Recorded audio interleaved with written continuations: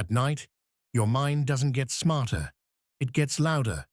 You lie down, lights off, and the room goes quiet. You glance at the clock. It's 2:13. And suddenly, every small mistake has a voice. You think you're thinking, but you're actually spiraling. Most people blame the day, but the real trigger is simpler, and it's fixable. Here's the interruption. Overthinking at night is not a personality trait. It's a nervous system pattern. It doesn't look like fear. It looks like analysis. But analysis is just fear wearing clean clothes. And once you see that, the loop changes. First, the silence becomes a mirror. You stare at the ceiling and replay one sentence, a look someone gave you, a message you wish you answered differently. Psychologically, your brain uses quiet to scan for threats. No noise means it turns inward. If you ignore this, bedtime becomes a courtroom.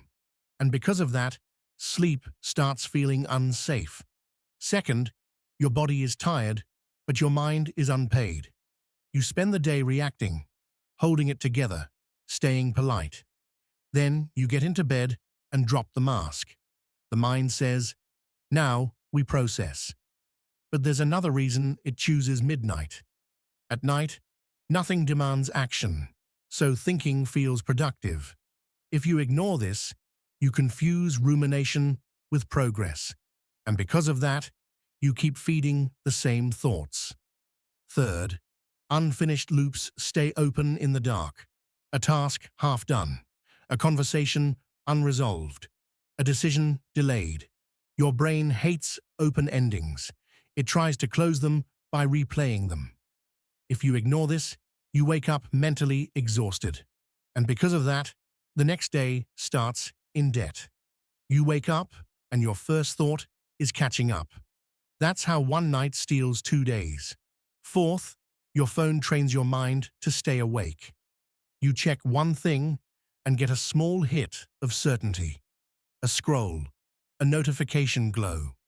Your brain learns. Light equals reward. Most people don't notice the trade. You borrow calm now and pay interest at night. If you ignore this, your sleep becomes shallow and fragile. And because of that, your thoughts feel even heavier. Fifth, night turns thoughts into monsters. During the day, a worry is small.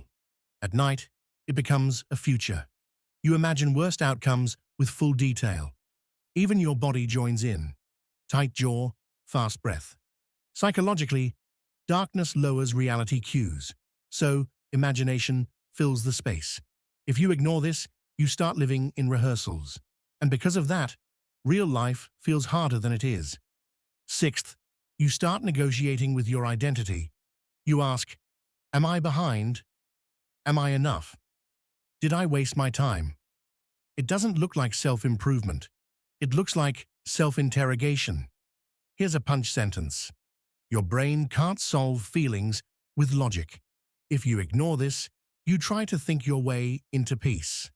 And because of that, peace stays out of reach. Midpoint twist. Overthinking is not a search for answers. It's a refusal to feel uncertainty. Now the fix becomes clear. You don't win by thinking harder.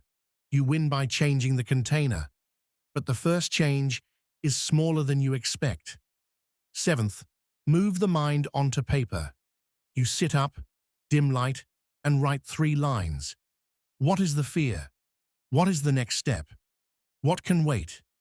Psychologically, writing gives thoughts a boundary. It turns fog into objects. If you ignore this, the thoughts stay inside your body. And because of that, your chest stays tight. Eighth, close the day with one decision, not 10. 1. Choose the smallest action for tomorrow morning. A call, a draft, a walk. Then stop. Most people need a full plan to relax, but your nervous system only needs a direction. If you ignore this, your brain keeps searching for certainty, and because of that, it keeps you awake. Ninth, Create a night rule you don't debate. No screens in bed, 1 glass of water, 4 slow breaths, longer exhale. Then you let the mind talk without following it. Another punch sentence: a thought is not an order. Psychologically, non-engagement breaks the reward. If you ignore this, you treat thoughts like emergencies, and because of that, they return stronger. And there's one last piece that seals it. If a thought returns after you write it down, you label it. Old loop. Not true, not false, just old. It doesn't look like ignoring reality. It looks like refusing obsession.